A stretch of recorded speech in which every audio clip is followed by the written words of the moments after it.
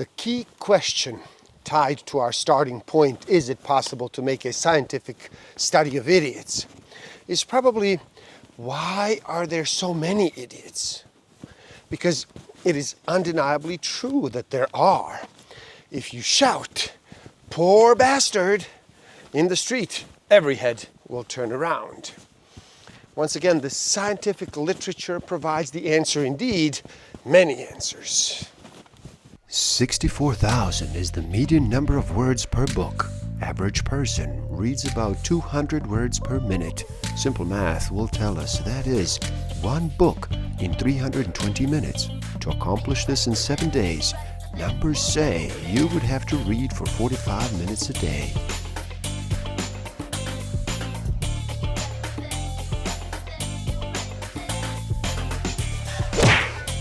Don't forget to subscribe. Hit that notification button, like, comment, and share. Enjoy. Welcome to the Book of the Week series. Every week as I read another amazing title, I share it with the world.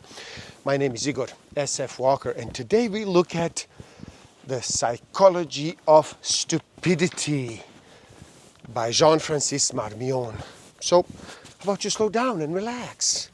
Reduce all that noise for just a bit. Make that choice and decide to listen. In this video, we look at a book in which stupidity is explained, and by some of the world's smartest people, among them Daniel Kahneman, Dan Harley, Alison Kopnick, Howard Gardner, Antonio Damasio, Aaron James, and Ryan Holiday. So stick around till the end. I will share with you some tools I haven't used that will help you tremendously in this game of life. Discover a way to find out what actually motivates you. What innate human need is driving all of your decisions and your behavior. I will share some tools to improve your self-awareness, your social awareness, your self-management, and relationship management. Everyone sees bullshit, listens to it, and reads it every single day. At the same time, each of us is guilty of generating it, thinking it, molding it, and even speaking it out loud. Where we are all morons from time to time, spouting nonsense as we go about our lives without any real consequences. The crucial thing is to be aware of it and to feel sorry about it, because to err is human, and admitting your faults is halfway to having them forgiven. There's no way that stupidity can lose its power. It is exponential. Now, are we living today more so than yesterday and less so than tomorrow in the golden age of idiocy? As far back as the written record extends, the greatest minds of their ages believed this to be the case. Maybe they were right at the time, but then again, maybe like everyone else, they were just old fools. Nonetheless, the novelty of contemporary era is that it would take only one idiot with the right button to eradicate all stupidity and the whole world with it. To protect their self-esteem, many people overestimate their abilities. This bias has been proved by psychological experiments that demonstrate that in multiple arenas, a large number of participants rate themselves higher than average in such categories as, for instance, intelligence and everything connected with it.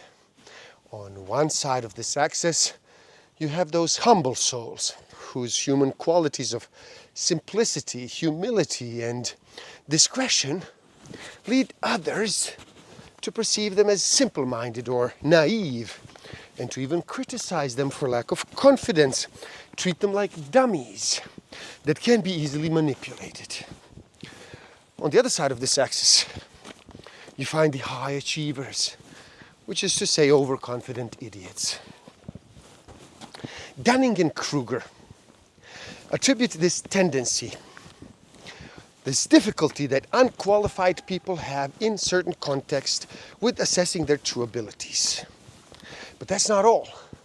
According to these psychologists, not only does the incompetent person overestimate his level of competence, he also fails to recognize the competence in those who actually possess it. First of all, we're all equipped with the bullshit detector called negativity bias. Now, this is a tendency that leads us to give more weight, attention, and interest to negative things rather than the positive ones. Negativity bias has significant consequences on people's opinions, on their prejudices, on the stereotypes, on discrimination, even on superstition.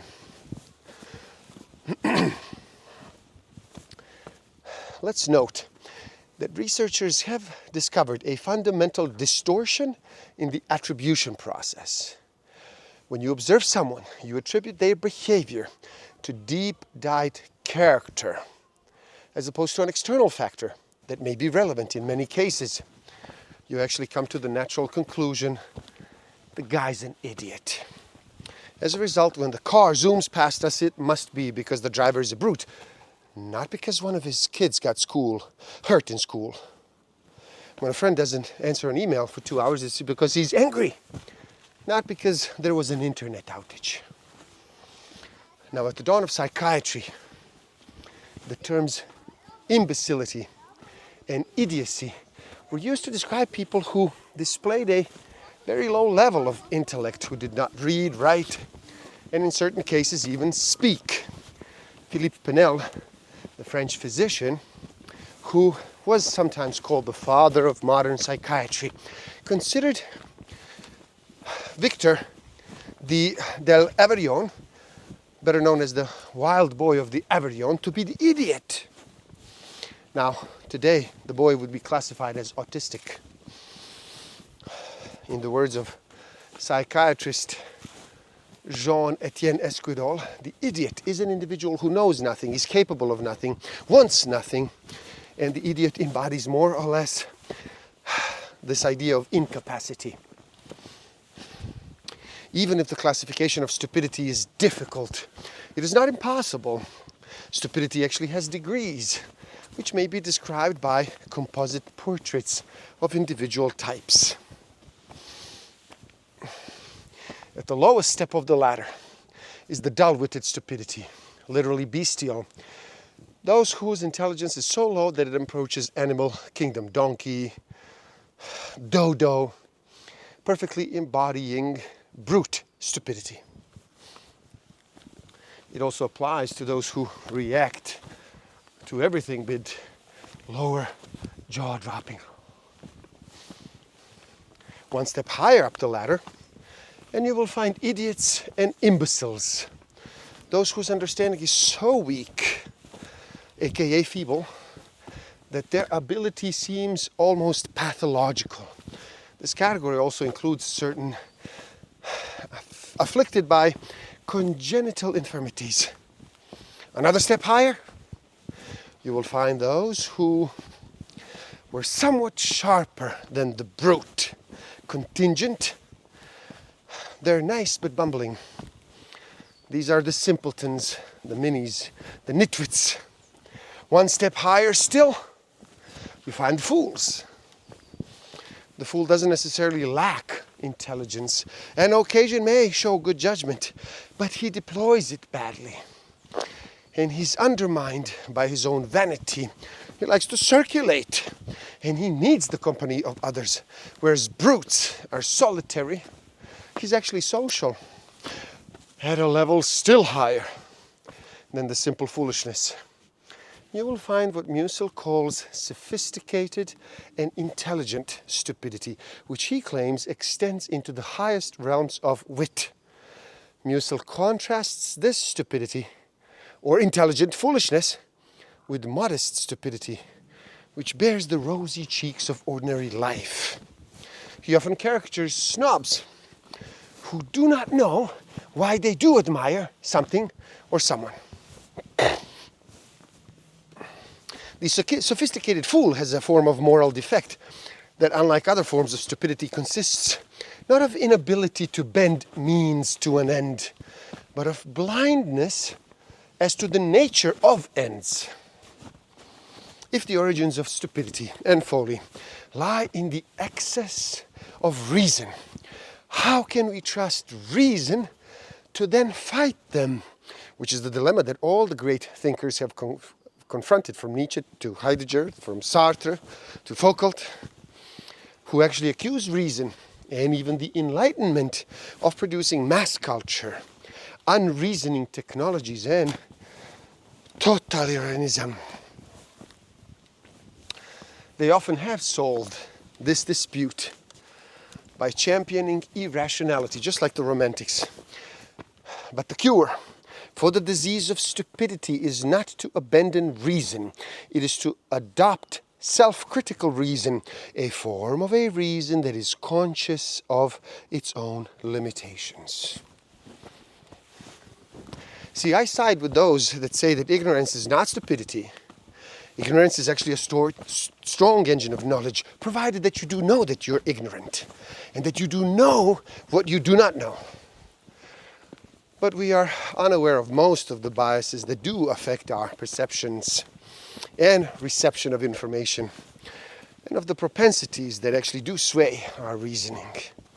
Problem, and it is a serious one, is that even after these biases are exposed, they continue to work. All the more so in situations that are not conducive to doubt. Whereas stupidity, true stupidity, is the hallmark of frightening intellectual complacency that leaves absolutely no room for doubt. Stupidity does not discriminate based on intelligence. It is as prevalent among Nobel laureates and other members of the Academy as among anyone you might bump into a neighborhood bar. Stupidity manifestly is necessary in the evolutionary plan. Otherwise, this burden would have disappeared long ago. But that has not happened. And as general opinion attests, idiots, see them swarm amongst us, reproducing faster than rabbits. How do they dodge natural selection, being so poorly equipped? The evidence must be accepted. Idiots, despite their dangerousness, are absolutely necessary to human survival. So cheer at them as you may. They are the mortar that holds our society together. Here's one way to summarize this asymmetry.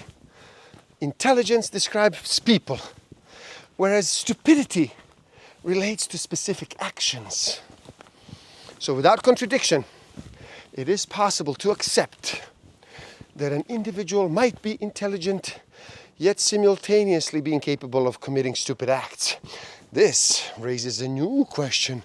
What could be the motivation of acting stupidly? Now, many would put the blame on the lack of emotional control. From this perspective, emotions are actually thought to overwhelm the individual, momentarily clouding his or her judgment. Doing what you're not supposed to do is often a driver of stupidity, but also of creativity. It is precisely in leaving the beaten path and exploring avenues others haven't considered that you actually discover new things. It must be acknowledged that many stupid acts sadly are creative and original. While it is unlikely that anyone can increase their intelligence with proper application of method, it is possible to learn how to develop your critical thinking. Now, some beliefs are stupid, absurd, and dangerous. Other beliefs are constructive, like belief in oneself, in one's capacities, in self-worth, a belief in life, and a belief in one another. Now, the risk of our being so influenced by dangerous beliefs is that we lose our reason, and it comes from comes from us needing to find reason in life, whatever the cost. Now, let us give some props to the scientific approach, at least for ability to have doubt, for ability to have verification, for the acceptance that our truths are ephemeral, short-lived. This must mark some kind of progress in stupidity, but if you want a scientific career, you absolutely have to prove that you are right, which brings us back to the logical delirium. Now, two options are open to you: quality of career or quality of life. If you choose the first option, you will actually wage war on doubt to shore up the primacy of certainty, reinforcing both stupidity and your career prospects in the process. In this case, you will sign publications and then blah, blah, blah, blah to make yourself well-liked, inserting the approved terms, approved citations. And if you choose the second option, you will actually flaunt the rules and you will come under attack. After a period of discomfort, you actually might be joined by other people to form a new faction, which in turn will generate its own blah, blah, blah. Now, to think for yourself, therefore, is to doom yourself to thinking for yourself before you actually know if you will be joined quickly or not by a band of like-minded Pauls, and then form a new band of fools, friendly fools. And with a little bit of luck, you will actually have fun being idiots together. In that way, our bond with stupidity can actually shape our careers. The creation of spectacle, the extension of judgment on anything and everything, the need to be famous, to exist. What direct effect do these three components of social networks have on evil, but also on stupidity? While they surely will not exhaust the subject, they can serve as a compass to orient myself in this field, circumreferenced nowhere and center everywhere. It is not that stupidity doesn't exist, or that the state of affairs isn't alarming. I propose rather that what seems to be global decline in intelligence would actually be better understood if we were to interpret it as a global rise in bullshit. In reality, stupidity is not, or is not only, the opposite of intelligence. You could be very intelligent and very stupid. All it takes to convince yourself of this is to put any intellectual in a political post, or to urge an expert to talk about a subject he knows nothing about. What will be produced in such case is called bullshit. And according to the celebrated analysis of Harry G. Frankfurt, celebrated philosopher, essence of bullshit is in its indifference to the truth. Unlike the liar, who must always keep an eye on the truth in order to properly distort it or conceal it, the bullshitter just doesn't give a damn. The bullshit asymmetry principle. Bullshit can be produced on a grand scale by anyone at all, anywhere at all, at next to no cost. While those who are both able to determine and to debunk bullshit are actually few and must expend great efforts in combating it. Another piece of evidence that flaunts common sense concerns the decision made by a group. If decision is unanimous, surely it must be right. Again, no. In high-risk settings, experience has shown that false consensus should actually be feared. Members of a group often keep quiet because they're afraid of contradicting the boss, or because they do think they're in a minority, and so on and so forth. This has led to the adoption of procedures that actually test supposed consensus. Now, how can we accept who we are, given our imperfections, our limitations, and obviously our stupidity? In psychology, acceptance is a very fashionable concept. Unconditional self-acceptance is based on the worth a person feels for his or her being, and not letting his actions define his identity. Under these conditions, doing something stupid doesn't mean you're a fool. It actually relates to lived experience, not to identity. Even if we accept the idea that our actions do not define us as a person, the experience of doing something stupid feels uncomfortable. Yet, the memory of the most innocuous of our stupid actions fades, and fades quickly.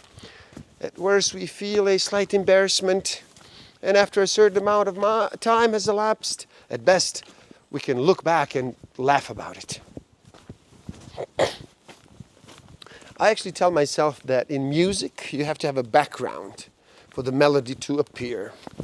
In the same way, stupidity is no more than the background noise that actually allows us to acquire a little wisdom. And there you have it, the psychology of stupid. Please, do help out. Simply like this video so more people can enjoy it. Share it too and spread the word.